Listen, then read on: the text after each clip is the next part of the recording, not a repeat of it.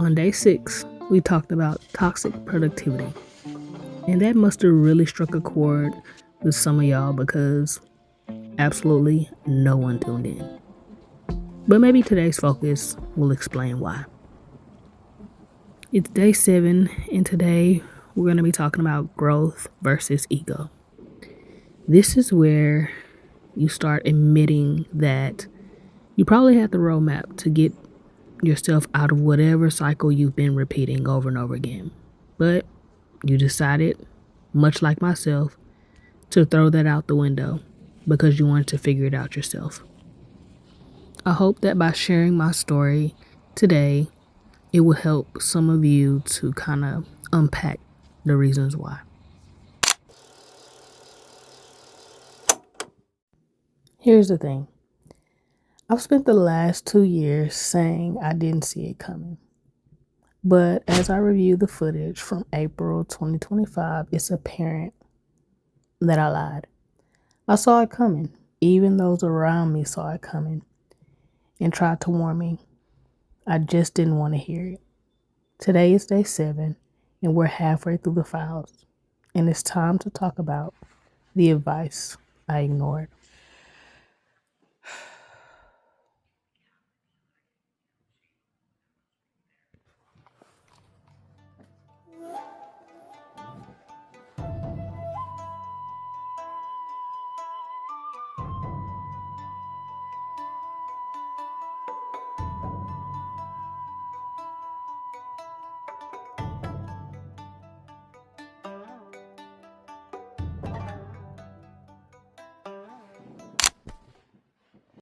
While I was sitting in meditation during the sound bath, I was just gifted with the knowledge that we are here for a reason. We are in space for a reason. We are together for a reason. And I am so grateful for each of you to bring you over call and showing up. And hopefully the idea is so we can be together in smaller spaces too. We don't have to, community doesn't end right here. Although I'm going to have it again. But just so that you guys can continue this community. And I thank you each so dearly for coming. All right. Thank you.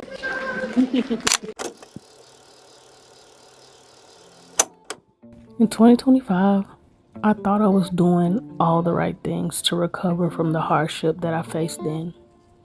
I was in community, but I wasn't a part of the community. The truth is, I was scarred.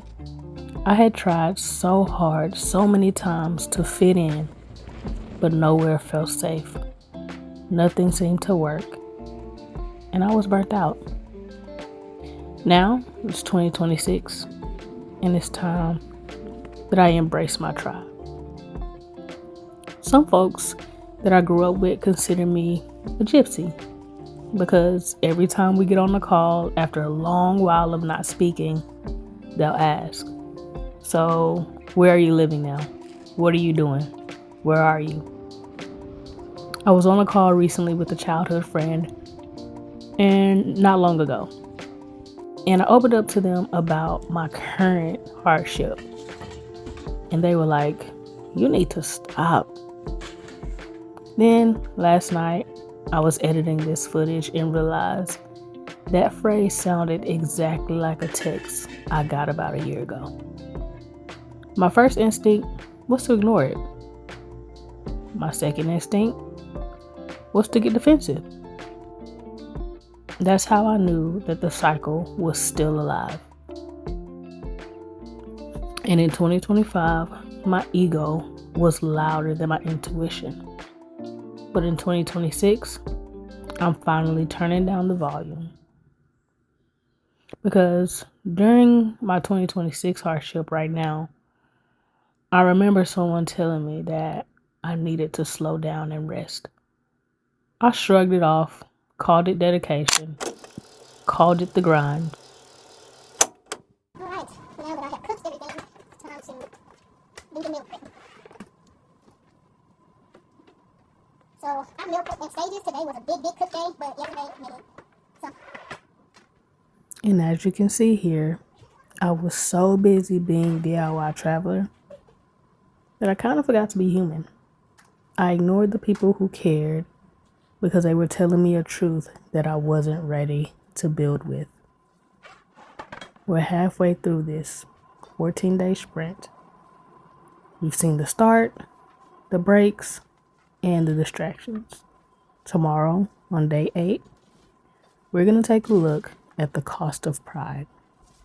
What it actually cost me to stay in the cycle for so long.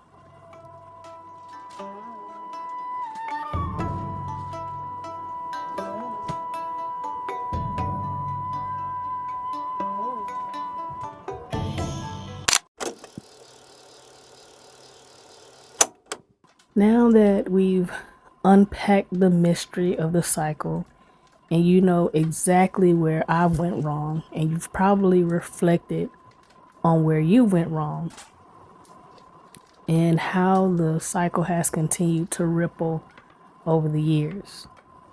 Now it's time to connect the dots. It's time for the DIY mindset to be literally connected to the cost of the setback. Because in DIY, a mistake may cost you lumber or time. But in this hardship of life, it's costing me something so much deeper.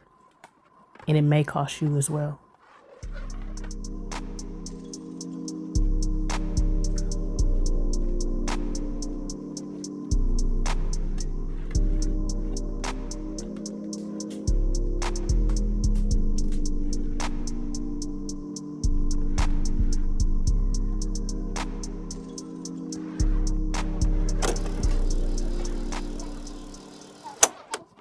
If you're ignoring a voice that's trying to help you right now, stop and listen.